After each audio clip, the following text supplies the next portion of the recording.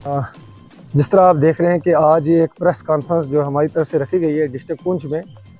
मैं बताता चलूं कि जो हमारे पूरे डिस्ट्रिक्ट के लोग हैं, वो मेंढर हो, सुरनकोट हो, मंडी हो, लोरनो, सावजिया हो, आपको मैं पुरजोर ये अपील करता हूं कि आप देखें कि जो आज का दौरे वर्क चल रहा है, इसके मुताबिक हालात के हिसाब से आज हमें दीन के हिसाब से कितनी नॉलेज है, आप दीन के हिसाब से आज हमारे जो दिली रोज़मर्रा की ज़िंदगी है उसके हिसाब से देखें। आज डिंगला में 18-19 को जो मोहब्बत रसूल कॉन्फ्रेंस रखी गई है, जिसमें हमारे मौलाना अबैदुल्ला खान साहब जो फार्मर जो है अपने मेंबर ऑफ पार्लियामेंट रह चुके हैं, अब्दुल रशीद दाऊदी साहब आने वाले हैं।